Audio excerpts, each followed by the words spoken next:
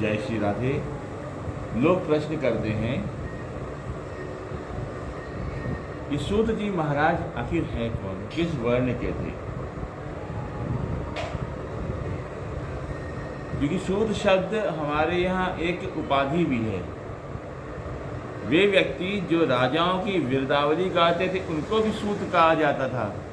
जो राजवंश की परंपरा सुनाते थे कि फलाने राजा हुए, उनके ये पुत्र हुए, उनके ये पुत्र हुए।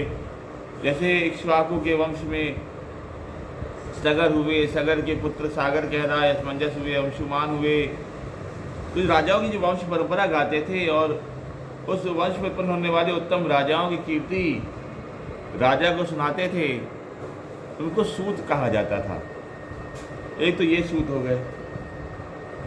दूसरे वे सूत होते हैं जो कि रथ हाँकते हैं,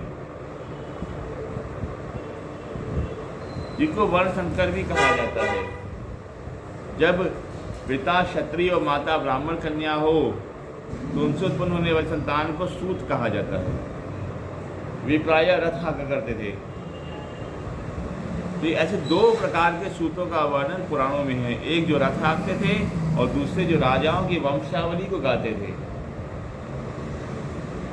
तीसरे एक और सूत हैं। यह सूत कोई उपाधि नहीं बल्कि एक व्यक्ति का नाम है।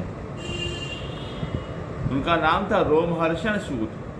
नाम तो रोमहर्षण था, परंतु उनके कंठ में जो कथाएं हैं, पुराणों की जो वाचन है, वे उसी प्रकार से पिरोए हुए थे जिस प्रकार से सूत में मणि पिरोई होती है। सूत्रे मणिगणा इव उनका जो है उदाहरण या उपमा पुराणों में मिलती है। इस कारण से उनको भी सूत कहा जाता था।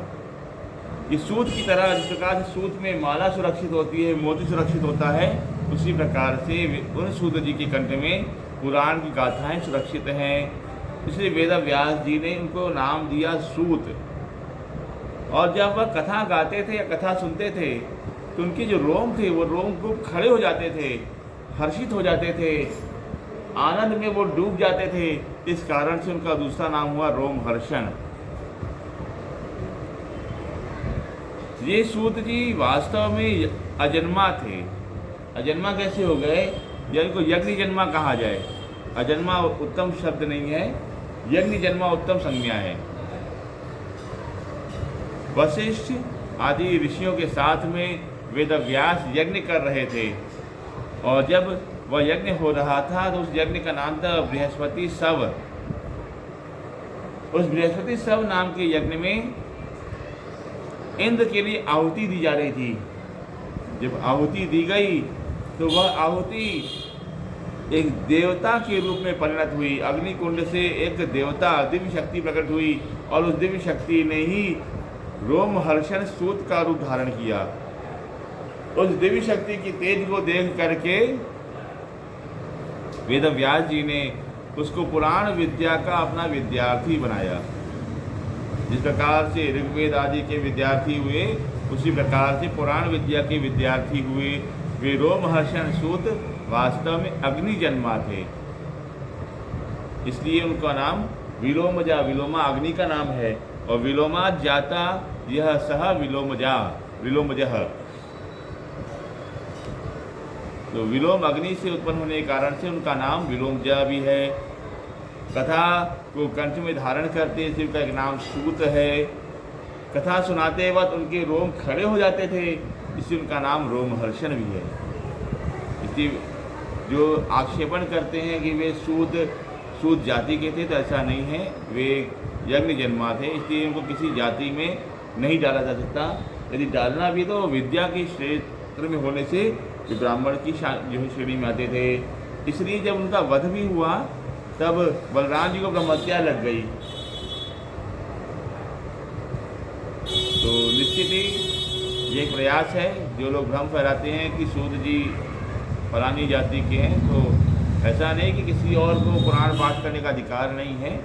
यदि कोई अच्छा वक्ता है, ज्ञानी है और विवेकी है, तो वह वाचन कर सकता है, क्योंकि ये भाषा विद्वानों की है, भक्तों की है। पर जो अकुशल वक्ता है वह किसी भी जाति का हो, उसको अधिकार नहीं है। जिसको हरि चरणों में रति नहीं है, उसको भागवत कथा श्रवण करने का, वाचन करने का अधिकार नहीं है। इस प्रकार से तो निश्चित ही भागवत कथा या कोई पुराण कथा है, ब्राह्मण के लिए कहा गया है दृष्टांत कुशलो धीरो वक्ता कार्य त्रिस्पृह, ब्राह्मण होना चाहिए और दृष्टांत कुशल भी होना चाहिए। परंतु यदि ब्राह्मण नहीं मिल रहे और कोई उत्तम वक्ता मिल जा रहा है, तो किसी भी जाति का हो, दृष्टांत देने में कुशल हो, धर्मपरायण हो, तो उससे भागवत कथा श्रवण की जा सकती है।